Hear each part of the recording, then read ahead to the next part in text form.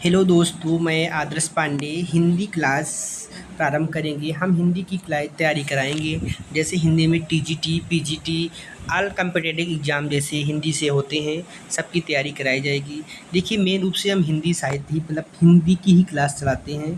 केवल इंडिविजुअल हिंदी पढ़ाते हैं। जैसे टीजीटी हो गया, पीजीटी हो गया, नेट जेआरएफ हो गया, बिहार टीजीटी, पीजीटी मतलब किसी भी स्टेट का टीजीटी, पीजीटी हो या जितने भी एग्ज़ाम्स हैं हिंदी जितने भी आते हैं, सबके लिए हिंदी की क्लास चलेगी। ठीक, देखिए, सबसे पहले हम थोड़ा सा आपको डेमो दे रहे हैं। सबसे पहले मान लो हम टीजीटी की क्लास प्रारंभ करते हैं। सबसे पहले पढ़ाएंगे हिंदी साहित्य का इतिहास पढ़ाएंगे। इसके बाद पढ़ाएंगे काव्य शास्त्र पढ़ाएंगे, गद्य शास्त्र पढ़ाएंगे, भाषा विज्ञान पढ़ाएंगे। इसके बाद हम ग्रामर पढ़ाएंगे। ठीक, तो आज हम थोड़ी सी वीडियो बना रहे हैं आप लोगों के लिए। हिंदी साहित्य का इतिहास के बारे में थोड़ी सी जानकारी दे रहे हैं। देखिए, सबसे पहले हम हिंदी साहित्य के इतिहास को पढ़ाएंगे। देखिए, हिंदी साहित्य का इतिहास क्या है। हिंदी साहित्य के इतिहास को 4 भागों में बांटा गया है। पहला क्या है, आदिकाल, दूसरा भक्तिकाल, तीसरा रीतिकाल और चौथा क्या है, आधुनिक काल। देखिए, आदिकाल क्या है। आदिकाल में सबसे पहले क्या किया गया है, जितने भी कवि थे अपने राजाओं की प्रशंसा करते थे आदिकाल में। ठीक है, प्रकृति का भी वर्णन किया गया है। ठीक, इसके बाद आदिकाल के बाद आया भक्तिकाल। भक्तिकाल क्या है, भक्तिकाल जो भज धातु बना है। भक्तिकाल, भक्ति शब्द का अर्थ ही होता है भज धातु से लिया गया है। तो भक्तिकाल को भी 2 भागों में बांटा गया है। ठीक है, तीसरा आपका रीतिकाल और चौथा आधुनिक काल। इस प्रकार से हम देख सकते हैं कि हिंदी साहित्य के इतिहास को 4 भागों में बांटा गया है। पहला आदिकाल, दूसरा भक्तिकाल, तीसरा रीतिकाल और चौथा आधुनिक काल। आदिकाल ठीक है, आपने देख लिया। दूसरा भक्तिकाल। अब देखिए, भक्तिकाल को भी 2 भागों में बांटा गया है। पहला क्या है, निगूढ़ भक्ति धारा, दूसरा क्या है, सगुण भक्ति धारा। मतलब भक्तिकाल के भी 2 भाग हैं, निगूढ़ काव्य धारा और सगुण काव्य धारा। देखिए, निगूढ़ मतलब निराकार ब्रह्म की उपासना। जब जितने कवियों ने निराकार भगवान को निराकार ब्रह्म माना कि भगवान निराकार है, अनंत अनंत भगवान जो भगवान है, परम ब्रह्म है। परम ब्रह्म की कुछ भक्तों ने 2 रूप माना, कुछ ने सगुण भक्त माना कि भगवान सगुण रूप विराजमान रहते हैं, और कुछ ने माना कि भगवान निराकार है, निगुण है। तो जिन कवियों ने भगवान को निगुण माना उन्होंने निगुण भक्ति धारा काव्य की रचना की। देखिए, निगुण भक्ति धारा काव्य के अंतर्गत 2 आते हैं। पहले ज्ञान मार्गी कवि आते हैं और दूसरे प्रेम मार्गी कवि। ज्ञान मार्गी के अंतर्गत संत धारा आएंगे। संत कवि जितने हैं ज्ञान मार्गी के अंतर्गत आते हैं। जैसे कबीरदास जी आपकी हो गए कवि, ये ज्ञान मार्गी के अंतर्गत आते हैं। दूसरा है प्रेम मार्गी कवि। प्रेम मार्गी के अंतर्गत जायसी जी आती हैं। ठीक, देखिए, इसके बाद आता है सगुण भक्ति धारा। मतलब भक्ति काल को 2 भागों में बांटा गया। पहला निगुण भक्ति काव्य, दूसरा सगुण भक्ति काव्य। निगुण आपने देख लिया, ज्ञान मार्गी और प्रेम मार्गी। ज्ञान मार्गी के अंतर्गत आएंगे कबीरदास जी और प्रेम मार्गी के अंतर्गत आएंगे जायसी जी। सगुण भक्ति धारा को भी 2 भागों में बांटा गया, राम भक्ति धारा और कृष्ण भक्ति धारा, या राम भक्ति काव्य या कृष्ण भक्ति काव्य। राम भक्ति काव्य में तुलसीदास जी आएंगे। कृष्ण भक्ति काव्य में सूरदास जी आएंगे। ठीक, इस प्रकार से हम कह सकते हैं कि भक्ति काल को भी 2 भागों में बांटा गया। पहला निगुण भक्ति धारा, दूसरा सगुण भक्ति धारा। फिर निगुण भक्ति धारा को भी 2 भागों में बांटा गया, ज्ञान मार्गी और प्रेम मार्गी। ज्ञान मार्गी के अंतर्गत संत कवि मतलब जैसे कबीरदास जी हैं, संत कवि आते हैं, और प्रेम मार्गी के अंतर्गत प्रेमी कवि आते हैं, जैसे सूफी जायसी जी हो गए। ठीक, सगुण भक्ति धारा भी आप लोग जानेंगे। सगुण भक्ति धारा को भी 2 भागों में बांटा गया है, राम भक्ति धारा और कृष्ण भक्ति धारा। राम भक्ति धारा के अंतर्गत तुलसीदास जी और कृष्ण भक्ति धारा के अंतर्गत सूरदास जी आएंगे। आगे बढ़ते हैं हम। तीसरा है रीतिकाल। देखिए, रीतिकाल में क्या है, रीतिकाल में भी प्रेम का ही वर्णन किया गया है। ठीक, आगे बाद में बताएंगे, थोड़ा पहले जानकारी लीजिए। चौथा भाग क्या है, आधुनिक काल। चौथा भाग क्या है, आधुनिक काल। देखिए, इस प्रकार से हम कह सकते हैं कि हिंदी साहित्य के इतिहास को 4 भागों में बांटा गया है। पहला आदिकाल, दूसरा भक्तिकाल, तीसरा रीतिकाल और चौथा आधुनिक काल। थोड़ा सा देख लीजिए आधुनिक काल के अंदर क्या क्या आते हैं। देखिए, आधुनिक काल में भारतेंद्र युग, द्विवेदी युग, छायावाद, प्रगतिवाद, प्रयोगवाद और नई कविता। तो ये सब क्या है, आधुनिक काल के अंतर्गत हैं। आधुनिक काल के पार्ट हैं। पहला भारतेंद्र युग आएगा सबसे पहले आधुनिक काल में। भारतेंद्र युग चलेगा। भारतेंद्र युग के बाद देखिए, भारतेंद्र हरिश्चंद्र के ही नाम पर भारतेंद्र युग पड़ा। ठीक है, इसके बाद द्विवेदी युग आएगा। ठीक है, द्विवेदी युग महावीर प्रसाद द्विवेदी के नाम पर द्विवेदी युग पड़ा। इसके बाद छायावाद आएगा। छायावाद में प्रेम का वर्णन ही किया गया है।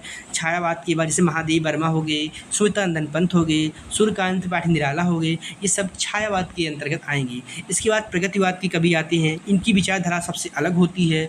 ठीक है, इसके बाद प्रयोग आदि कवि आती हैं। प्रयोगवाद में मेन रूप से अज्ञेय जी आते हैं। इन्हें ठीक है, इन्हें राहु का अन्वेषी भी कहा था। अज्ञेय जी को प्रयोगवाद में राहु का अन्वेषी कहा था। इसके बाद फिर अलग विचारधारा आती है जो नई कविता के नाम से प्रसिद्ध होती है। इस प्रकार से हम कह सकते हैं कि हिंदी साहित्य को कितने भागों में बांटा गया? 4 भागों में। पहला आदिकाल, दूसरा भक्तिकाल, तीसरा रीतकाल और चौथा आधुनिक काल। अब देखिए हिंदी साहित्य का इतिहास क्या है। हिंदी साहित्य में जो बीत चुका है, जो लेखक हुए हैं, जो रचनाएं हुई हैं, उसे क्रमबद्ध रूप से पढ़ना ही हिंदी साहित्य का इतिहास है। ठीक, समझ में आ गया हिंदी साहित्य का इतिहास है क्या?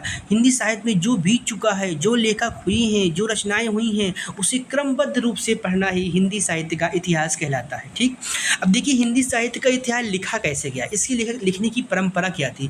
देखिए हिंदी साहित्य लेखन की परंपरा देख लीजिए। सबसे पहले देखिए हिंदी साहित्य लिखने का प्रारंभ एक विदेशी विद्वान गारफा ताफी द्वारा किया गया। हिंदी साहित्य लिखने का प्रारंभ एक विदेशी विद्वान गारफा ताफी द्वारा किया गया। गारफा ताफी जी ने सबसे पहले फ्रेंच भाषा में एक पुस्तक लिखी जिसका नाम है इस्तुआर द ला लिटरेरी ये हिंदुस्तानी नाम से हिंदी साहित्य का इतिहास लिखा। सबसे पहले प्रश्न ये बनता है कि सबसे पहले हिंदी साहित्य का इतिहास किसने लिखा? तो सबसे पहले गारफा द ताफी जी ने फ्रेंच भाषा में इस्तुआर द लिटरेरी ये हिंदुस्तानी नाम से हिंदी साहित्य का इतिहास लिखा। देखिए इनके हिंदी साहित्य में सबसे पहले प्रकाशन कब किया गया? तो इनकी इस ग्रंथ का प्रकाशन सबसे पहले 1839 में किया गया। इस ग्रंथ का दूसरा भाग 1847 में आया। तो इस ग्रंथ का द्वितीय संस्करण 1871 में आया। बहुत प्रश्न बनता है कि हिंदी साहित्य का इतिहास सबसे पहले किसने लिखा? तो गारफा ताफी जी ने लिखा। कौन से लेखक थे? विदेशी भाषा में लिखे थे या विदेशी लेखक थे।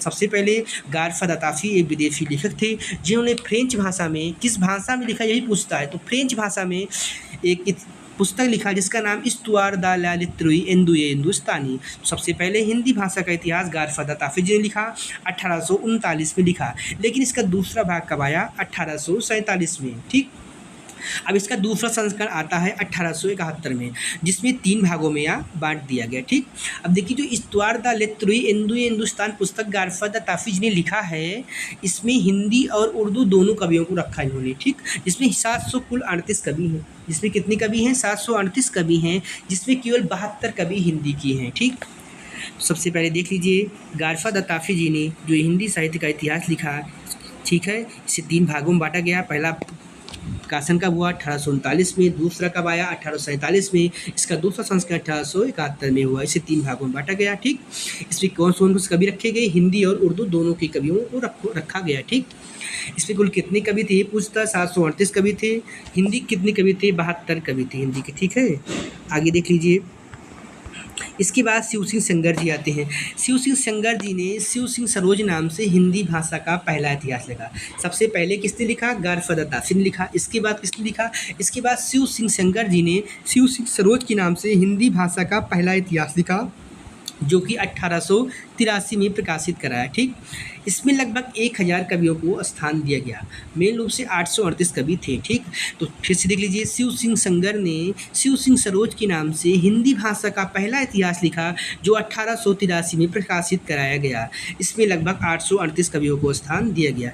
इन्होंने सबसे पहले जन्म स्थान के नाम को और काल के नाम से विभाजन का प्रयास किया, लेकिन बहुत विश्वसनीय इनका ये नहीं रहा। ठीक है, इसके बाद देखिए सबसे बड़ी बात ये है कि सबसे बहुत इम्पॉर्टेंट ये पूछता है कि जो शिव सिंह सेंगर जी ने शिव सिंह सरोज के नाम से हिंदी साहित्य का इतिहास लिखा है, कब लिखा? 1883 में।